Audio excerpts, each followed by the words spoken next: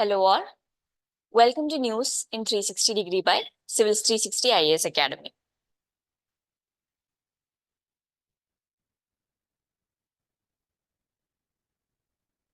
ഇന്നത്തെ important news എന്ന് പറയുന്നത് മെഡിസിനിലെ 2024 നൊബേൽ പ്രൈസ് അനൗൺസ് ചെയ്തിട്ടുണ്ട്. Nobel prize it's shared between two people, Victor Ambros and Gary Ruvkun. അവര് മൈക്രോ RNA ഡിസ്കവറിയാണ് 1993 മൈക്രോ RNA ഡിസ്കവറി നടത്തിയതിന് വേണ്ടിയിട്ടാണ് അവർക്ക് നൊബേൽ പ്രൈസ് അവാർഡ് ചെയ്തിട്ടുള്ളത്. സോ എക്സാം പെർസ്പെക്റ്റീവില് നമ്മൾ നൊബേൽ പ്രൈസിനെ പറ്റി കുറച്ച് ബേസിക്സ് അറിയണം പ്രിലിംസിന് വേണ്ടിയിട്ട്. അതുകൂടാണ്ട് ഈ ഡിസ്കവറി എന്താണ്, അതിന്റെ സിഗ്നിഫിക്കൻസ് എന്താണ്, അതിന്റെ ആപ്ലിക്കേഷൻസ് എന്തൊക്കെയായിരിക്കാം എന്നുള്ളത് നമ്മൾ സയൻസ് ആൻഡ് ടെക് GS3 പെർസ്പെക്റ്റീവിലും അറിഞ്ഞിരിക്കണം. പ്രിലിംസ് പെർസ്പെക്റ്റീവിലായപ്പോൾ ഇപ്പൊ CRISPR-Cas9 ഒക്കെ നമ്മൾ ചോദിച്ചിട്ടുണ്ട് എക്സാമിന്. സോ ഈ ഒരു ഏരിയയിൽ വരുന്ന ഡെവലപ്മെന്റ്സ് ഒക്കെ നമ്മൾ അറിഞ്ഞിരിക്കേണ്ടതാണ്.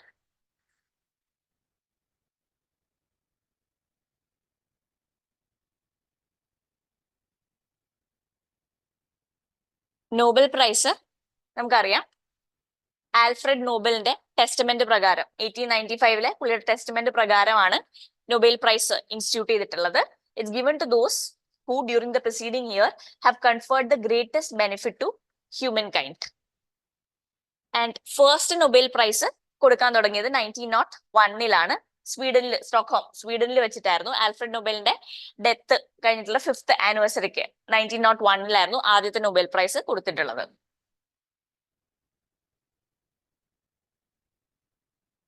പിന്നെ നമുക്കറിയാം പല ഫീൽഡുകളിൽ നൊബേൽ പ്രൈസ് കൊടുക്കുന്നുണ്ട്. So initial physics, chemistry, physiology or medicine, ഇതിന്റെയാണ് ഇപ്പോഴത്തെ അനൗൺസ്മെന്റ് വന്നിട്ടുള്ളത്. ലിറ്ററേച്ചർ ആൻഡ് പീസ്, ഈ 5 ഫീൽഡ്സിലായിരുന്നു കൊടുത്തിരുന്നത്.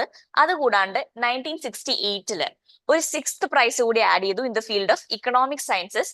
പക്ഷെ ഇത് ഒഫീഷ്യലി നോബൽ പ്രൈസ് എന്ന് വിളിക്കാറില്ല. ഇത് കൊടുക്കുന്നത് സ്വീഡന്റെ സെൻട്രൽ ബാങ്ക് ആണ് ഈ പ്രൈസ് കോൺസ്റ്റിറ്റ്യൂട്ട് ചെയ്തിട്ടുള്ളത് in memory of Alfred Nobel. പക്ഷെ നമ്മളെ നെവർതലെസ് ഒഫീഷ്യലി നോബൽ പ്രൈസ് എന്ന് വിളിക്കില്ല എങ്കിൽ പോലും നമ്മൾ അതിനെ നൊബേലിന്റെ കൂട്ടത്തിൽ തന്നെ കൂട്ടും. സോ ഇപ്പൊ 6ഓളം ഫീൽഡ്സിൽ കൊടുക്കുന്നുണ്ട്. പിന്നെ കുറച്ച് അറിഞ്ഞിരിക്കേണ്ട ഫാക്ട്സ്, പീസ് പ്രൈസ് ഒഴിച്ച് ബാക്കി എല്ലാ നൊബേൽ പ്രൈസും ഇൻഡിവിജ്വൽസിനാണ് കൊടുക്കുന്നത്. അത് മാത്രമല്ല, അത് മാക്സിമം 3 ഇൻഡിവിജ്വൽസ് വരെ ഷെയർ ചെയ്യാൻ പാടുള്ളൂ. പീസ് പ്രൈസ് ഇൻഡിവിജ്വൽസിന് മാത്രമല്ല ഇൻസ്റ്റിറ്റ്യൂഷൻസിന് വേണ്ടിയിട്ടും കൊടുക്കാൻ പറ്റും. പിന്നെ എല്ലാ പ്രൈസും, പീസ് പ്രൈസ് ഒഴികെയുള്ള മറ്റെല്ലാ പ്രൈസും സ്റ്റോക്ക്ഹോം സ്വീഡനിലാണ് കൊടുക്കുന്നത്. പീസ് പ്രൈസ് മാത്രം നോർവേയുടെ ക്യാപിറ്റലായ ഓസ്ലോയിലാണ് കൊടുക്കുന്നത്. പിന്നെ എല്ലാ നോബൽ പ്രൈസിനൊപ്പം ഒരു ഗോൾഡ് മെഡൽ, ഒരു ഡിപ്ലോമ ബെയറിംഗ് എ സൈറ്റേഷൻ, ഒരു സർട്ടിഫിക്കറ്റ് പോലെ and a sum of money, ഇത്രയും കാര്യങ്ങളുണ്ട്. അപ്പൊ മോണിറ്ററി ഇതുണ്ട്, സം ഓഫ് മണി ഉണ്ട്, മോണിറ്ററി അവാർഡും കൂടി ഉണ്ട് എന്നുള്ളത് ഓർത്തു വെക്കാം. ഇന്ത്യൻസ് ആരൊക്കെ കിട്ടിയിട്ടുണ്ട് എന്നുള്ളത്, ആദ്യത്തെ ഇന്ത്യൻ 1913 രവീന്ദ്രനാഥ് ടാഗോർ ആയിരുന്നു. ലിറ്ററേച്ചറിലായിരുന്നു പുള്ളിക്ക് ലഭിച്ചത്. നമുക്കറിയാം ഗീതാഞ്ജലി, പുള്ളിയുടെ കളക്ഷൻ ഓഫ് പോംസ്, ഗീതാഞ്ജലിക്ക് വേണ്ടിയിട്ടൊക്കെ ആയിരുന്നു പുള്ളിക്ക് ലിറ്ററേച്ചറിൽ നൊബേൽ കിട്ടിയത്. അത് കഴിഞ്ഞ് ഇന്ത്യൻ സിറ്റിസൺ, ആ സമയത്തേക്ക് ഇന്ത്യൻ സിറ്റിസൺ ആയിരുന്ന Mother Teresa, even though she was not born an Indian citizen ആയിരുന്നു. മദർ തെരേസയ്ക്ക് നൊബേൽ പീസ് പ്രൈസ് കിട്ടിയിട്ടുണ്ട് in 1979. അത് കഴിഞ്ഞ് അമർത്യ സെൻ 1998 എക്കണോമിക് സയൻസസിൽ കിട്ടി. പിന്നെ കൈലാഷ് സത്യാർത്ഥിക്ക് നൊബേൽ പീസ് പ്രൈസ് 2014 കിട്ടി. പിന്നെ അതല്ലാണ്ട് ഇന്ത്യയിൽ ജനിച്ചു അല്ലെങ്കിൽ ഇന്ത്യൻ ഒറിജിൻ ആണ്, പക്ഷെ ലേറ്റർ വേറെ സിറ്റിസൺഷിപ്പ് കിട്ടിയ overseas citizens of Indian origin, അവരിൽ പെട്ടത് ഒന്ന് ഹർഗോബിന്ദ് ഖൊറാന, മെഡിസിനിൽ 1968, പുള്ളി ആ സമയത്ത് US സിറ്റിസൺ ആയിരുന്നു. സുബ്രഹ്മണ്യൻ ചന്ദ്രശേഖർ, നമ്മൾ ചന്ദ്രശേഖർ ലിമിറ്റ് എന്നൊക്കെ പറഞ്ഞ് ഫിസിക്സിൽ പഠിക്കില്ലേ, ചന്ദ്രശേഖർ ലിമിറ്റഡ് S ചന്ദ്രശേഖർ, പുള്ളിക്ക് ഫിസിക്സിൽ 1983, പുള്ളി ആ സമയത്ത് US സിറ്റിസൺ ആയിരുന്നു. പിന്നെ വെങ്കട്രാമൻ രാമകൃഷ്ണൻ, കെമിസ്ട്രിയിലായിരുന്നു പുള്ളിക്ക് നൊബേൽ കിട്ടിയത് 2009, UK സിറ്റിസൺ ആയിരുന്നു ആ സമയത്ത്. പിന്നെ 2019 ലേറ്റസ്റ്റ് ആയിട്ട് നമുക്കറിയാം Abhijit Banerjee and Esther Duflo, അവർക്ക് രണ്ടുപേർക്കും കിട്ടിയിട്ടുണ്ടായിരുന്നു. അഭിജിത് ബാനർജി എക്കണോമിക്സ്, ആ സമയത്ത് കിട്ടുന്ന സമയത്ത് he was citizen of the US.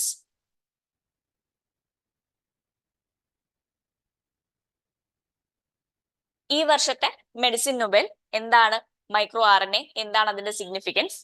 So ഇത് കിട്ടിയിട്ടുള്ളത് shared between Victor Ambros and Gary Ruvkun in the discovery of micro RNA and its role in post transcriptional gene regulation. അപ്പൊ ഇതിൽ നമുക്ക് ഈ സെല്ലിന്റെ ബേസിക്സ് ഒക്കെ പഠിക്കണം. ട്രാൻസ്ക്രിപ്ഷൻ എന്താണ്, ട്രാൻസ്ലേഷൻ എന്താണ്. സോ ആദ്യമായിട്ട് ഇവര് മൈക്രോ RNA എന്നൊരു സംഭവം എക്സിസ്റ്റ് ചെയ്യുന്നു എന്ന് കണ്ടുപിടിച്ചത് ഒരു സി എലഗൻസ് എന്ന് പറയുന്ന ഒരു വേമിലായിരുന്നു ഇൻ 1993. ലേറ്റർ ഈ പറയുന്ന മൈക്രോ RNA ആനിമൽ കിങ്ഡത്തിൽ അക്രോസ് ദി ആനിമൽ കിങ്ഡം എങ്ങോളം എല്ലാ സ്പീഷീസിലും ഉണ്ട് എന്നുള്ളത് ഇവരെ കണ്ടുപിടിച്ചു. Until then biologists believe that cells could not or did not regulate the expression of genes once the transcription process began. ട്രാൻസ്ക്രിപ്ഷന് മുന്നേ മാത്രമേ അതുവരേക്കും സെൽസിന് ഈ പറയുന്ന എന്താ regulation process, gene regulation process നടത്താൻ പറ്റുള്ളൂ എന്നായിരുന്നു അതുവരേക്കും ഈ മൈക്രോ RNA കണ്ടുപിടിക്കുന്നവരേക്കും വിചാരിച്ചത്. പക്ഷെ പോസ്റ്റ് ട്രാൻസ്ക്രിപ്ഷനും ജീൻ റെഗുലേഷൻ പോസിബിൾ ആണ് എന്ന് കണ്ടുപിടിക്കുന്നത് എന്ന് സയന്റിസ്റ്റ് മനസ്സിലാക്കുന്നത് ഈ മൈക്രോ RNA ഡിസ്കവർ ചെയ്തതിനു ശേഷമാണ്.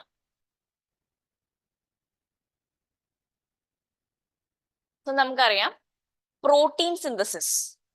പ്രോട്ടീൻസ് സിന്തസൈസ് ചെയ്യാനായിട്ട് സെൽസിൽ ബേസിക്കലി രണ്ട് പ്രോസസ്സസ് ഉണ്ട്, കോംപ്ലക്സ് പ്രോസസ്സസ് ആണ്, ട്രാൻസ്ക്രിപ്ഷനും ട്രാൻസ്ലേഷനും. ഇത് ആദ്യം നടക്കുന്നത് ന്യൂക്ലിയസിന്റെ അകത്താണ്. സെല്ലിന്റെ ഇപ്പൊ നമുക്കിത് കാണാം, this is the nucleus of the cell. ഇതിന്റെ അകത്താണ് DNA ഉള്ളത്. ആദ്യത്തെ പ്രോസസ്സ് അതായത് ട്രാൻസ്ക്രിപ്ഷൻ നടക്കുന്നത് ന്യൂക്ലിയസിന്റെ അകത്താണ്. ഇവിടെ നടക്കുന്നതെന്ന് വെച്ചാൽ DNA നമുക്കറിയാം it's a double helix structure. ഈ DNA sequence cell messenger RNA അഥവാ mRNA ട്രാൻസ്ഫർ ചെയ്യും. അതാണ് ആദ്യം നടക്കുന്നത്. ഈ mRNA ന്യൂക്ലിയസിൽ നിന്ന് സെൽ ഫ്ലൂയിഡിലൂടെ വന്ന് റൈബോസോമുമായിട്ട് അറ്റാച്ച് ചെയ്യും.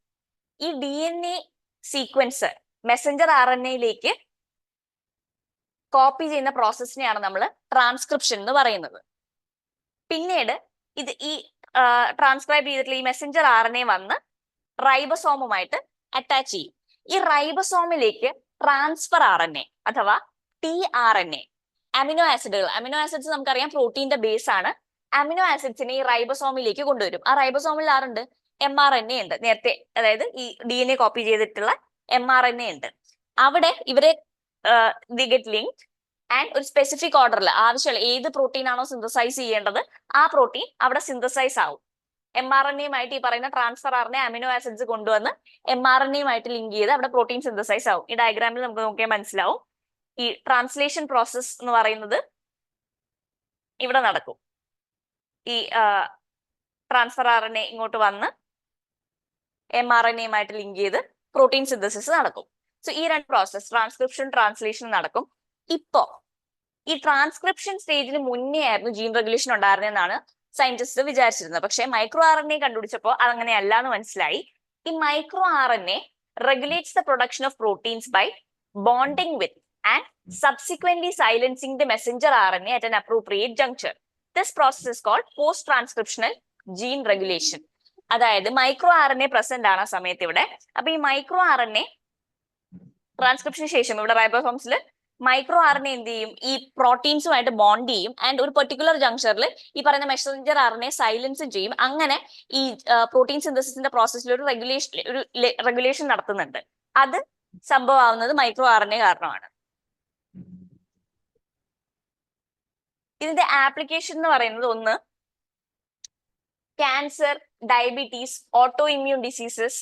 ഓട്ടോ ഇമ്മ്യൂൺ ഡിസീസ് എന്ന് പറയുമ്പോൾ നമ്മുടെ ഇമ്മ്യൂൺ സിസ്റ്റം തന്നെ നമ്മുടെ ഹെൽത്തി സെൽസിനെ അറ്റാക്ക് ചെയ്യാൻ തുടങ്ങുന്ന അവസ്ഥകളെയാണ് ഓട്ടോ ഇമ്മ്യൂൺ ഡിസീസ് എന്ന് പറയുന്നത്. ഇപ്പൊ ഉദാഹരണത്തിന് MS, മൾട്ടിപ്പിൾ സ്ക്ലിറോസിസ് ഒക്കെ ഒരു എക്സാമ്പിൾ ആണ്.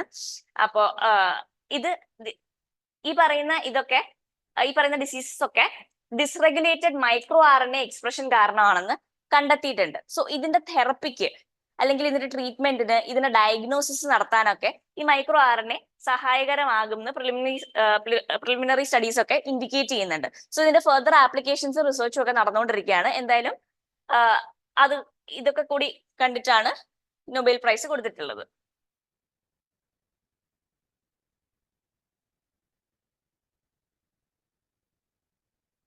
കഴിഞ്ഞ ദിവസം നമ്മൾ ഇന്ത്യ മാൽദീവ്സ് റിലേഷൻസിനെ പറ്റി ന്യൂസിൽ സംസാരിച്ചിട്ടുണ്ടായിരുന്നു.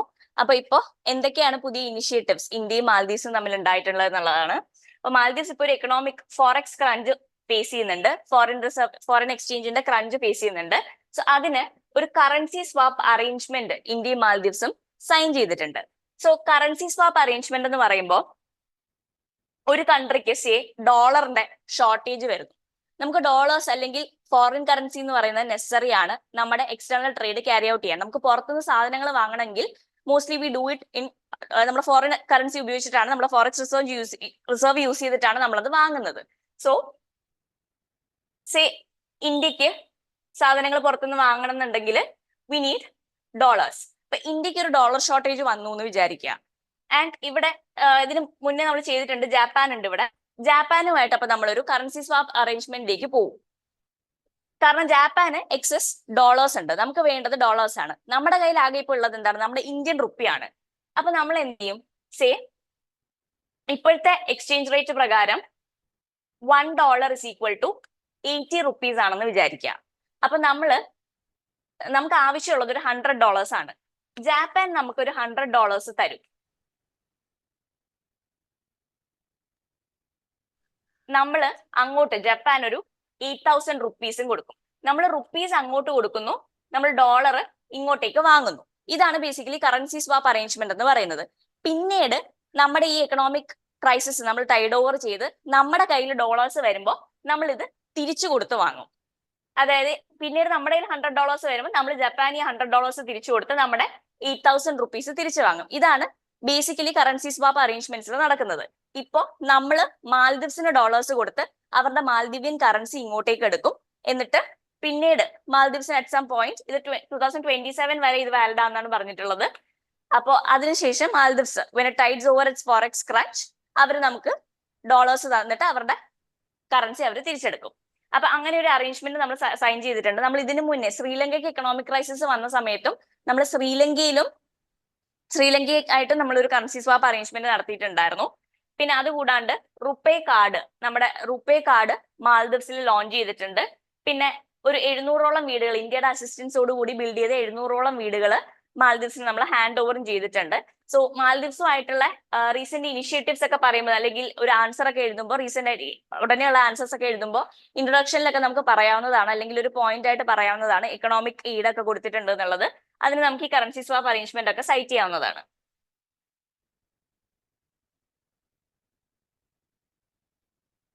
പിന്നെ ഒരു ഇമ്പോർട്ടന്റ് ആയിട്ട് കണ്ടത് ഒരു ഗ്രാഫ് വന്നിട്ടുണ്ട് ഒപ്പീനിയൻ പേജിന്റെ താഴെ ഹിന്ദുവില് ഗ്രാഫ് വരുന്ന ആ സ്ഥലത്ത്. സോ അതില് മിനറൽസും അതിന്റെ റിസർവ്സിന്റെ ഒരു ഡേറ്റയാണ് കൊടുത്തിട്ടുള്ളത്. വേൾഡിലെ എവിടെയാണ് കുറച്ച് ഇമ്പോർട്ടന്റ് മിനറൽസ്, ഒരു 12ഓളം മിനറൽസ് ഉണ്ട്. ഈ മിനറൽസിന്റെ ഏറ്റവും കൂടുതൽ ലാർജസ്റ്റ് റിസർവ്സ് വേൾഡിൽ എവിടെയാണ് എന്നുള്ളതാണ് പറഞ്ഞിട്ടുള്ളത്. അതുകൂടാണ്ട് ഈ മിനറൽസിന്റെ യൂസ് ഇപ്പൊ ബോക്സൈറ്റ്, ക്രോമിയം, കൊബോൾട്ട് എന്തിലൊക്കെയാണ് ഇത് യൂസ് ചെയ്യുന്നത് എന്നും ഈ ആർട്ടിക്കിളിൽ പറഞ്ഞിട്ടുണ്ട്. സോ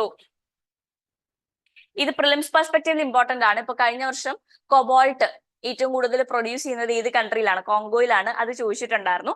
അതുപോലെ ഇമ്പോർട്ടന്റ് ആയിട്ടുള്ള അതും നമ്മുടെ ക്രിട്ടിക്കൽ മിനറൽസ് ഗ്രൂപ്പിംഗിൽ വരുന്നതാണെങ്കിൽ കുറച്ചുകൂടി ഇമ്പോർട്ടന്റ് ആവും. അപ്പൊ ഇതൊക്കെ എവിടെയാണ് പ്രൊഡ്യൂസ് ചെയ്യുന്നത്, ഏറ്റവും കൂടുതൽ ലാർജസ്റ്റ് റിസർവ്സ് എവിടെയാണെന്നുള്ളത് നമ്മൾ അറിഞ്ഞിരിക്കണം. പിന്നെ അതുകൂടാണ്ട് GS1 മീൻസ് പെർസ്പെക്റ്റീവിൽ GS1 നമ്മുടെ സിലബസിലുള്ള ഒരു ടേം ആണ് distribution of key natural resources across the world. എവിടെയാണ് ഈ നാച്ചുറൽ റിസോഴ്സിന്റെ ഡിസ്ട്രിബ്യൂഷൻ എന്നുള്ളത് സിലബസിൽ തന്നെ പറഞ്ഞിട്ടുള്ള ഒരു ടേം ആണ്. സോ അതും ആ പെർസ്പെക്റ്റീവിൽ നമ്മൾ അറിഞ്ഞിരിക്കണം. ബോക്സൈറ്റ് ശരിക്കും ഈ 3 പഠിക്കണമെന്നില്ല, ഏറ്റവും ലാർജസ്റ്റ് റിസർവ്സ് എവിടെയാണെന്നുള്ളതെങ്കിലും ഓർത്തിരുന്നാൽ മതി. ബോക്സൈറ്റ് ഏറ്റവും കൂടുതലുള്ളത് ഗിനിയയിലാണ്, ക്രോമിയം കസാക്കിസ്ഥാനിലാണ്. പക്ഷെ ഇന്ത്യ ഈ ക്രോമിയത്തിന്റെ കാര്യത്തിൽ ഓർത്തു വെക്കുക, കസാക്കിസ്ഥാൻ കഴിഞ്ഞാൽ സൗത്ത് ആഫ്രിക്ക, അത് കഴിഞ്ഞാൽ ഇന്ത്യ വരുന്നുണ്ട്. ഇന്ത്യ ക്രോമിയത്തില് 3rd ലാർജസ്റ്റ് റിസർവ്സ് ഉള്ളത് ഇന്ത്യയിലാണെന്ന് ഓർത്തു വെക്കുക.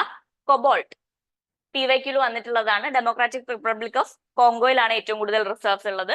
അത് കഴിഞ്ഞാൽ ഓസ്ട്രേലിയ, പിന്നെ ഇന്തോനേഷ്യ. ലാർജസ്റ്റ് ഏതാണെന്നുള്ളത് മാത്രം പഠിച്ചാൽ മതി.